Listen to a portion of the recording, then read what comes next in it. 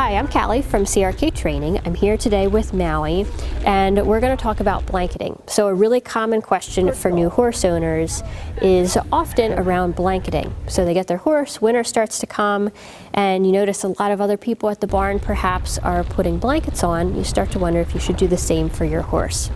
Also, as people, a lot of times it feels good to do something for our horse. If we come to the barn and we feel chilly and it's a cold day, it makes us feel good to put a blanket on. But does your horse really need a blanket? And could there actually be some drawbacks of putting that blanket on? The way horses naturally stay warm is through their hair coat. So in the winter, triggered by the changing length of the day, they start to grow hair, and Maui is showing us a nice hair coat. So the hair gets thicker, the hair gets longer, and what happens is when the horse starts to feel cold, the hair basically starts to stand out, and that creates an insulating layer of air, and the horse is able to thermoregulate. He's able to adjust his own body temperature by changing the hair. So for example, if it's a really cold day out, the horses look really fluffy because their hair is really standing on end to trap a lot of air. But if it's one of those warmer days, or if the horse is moving around and starts to warm up, then the hairs will just start to lay back down so that the horse doesn't overheat. If you're thinking about whether your horse needs a blanket, here's a few different factors to consider. So first of all, how hairy does he get? Does he get a nice thick coat? The thicker his coat, the better he's going to be able to stay warm. Also, where is your horse from? Is he adapted to the climate that you're in now? So for example, if you live in the north and you just had a horse shipped up from Florida, he's definitely going to need some blanketing help. And then also, how much riding do you do, and do you choose to clip your horse? So if you're doing a lot of riding where your horse is regularly working up a sweat, clipping can be helpful because it actually prevents that moisture from getting trapped and potentially chilling the horse.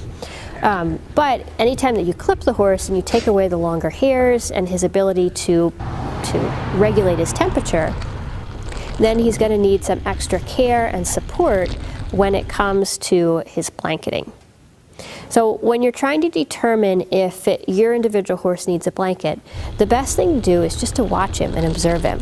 So the most obvious sign of a horse that's cold is going to be shivering, but you can look at some more subtle signs too. If horses are really huddling together, if a horse is standing and he's got his neck low and he's kind of in that huddled up position, trying to make his surface area smaller, then he's probably starting to get a little bit cold.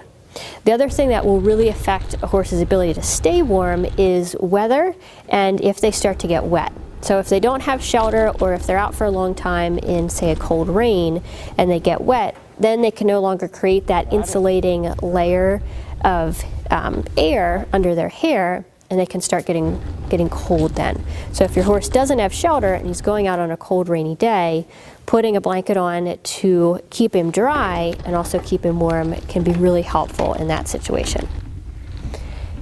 The potential problems that can come from blanketing are usually in restriction of movement.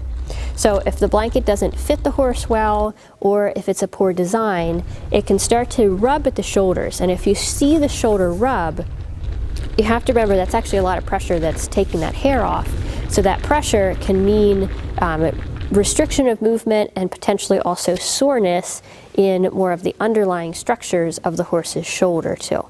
So if you do put a blanket on, especially if your horse is going to be wearing that blanket for long periods of time,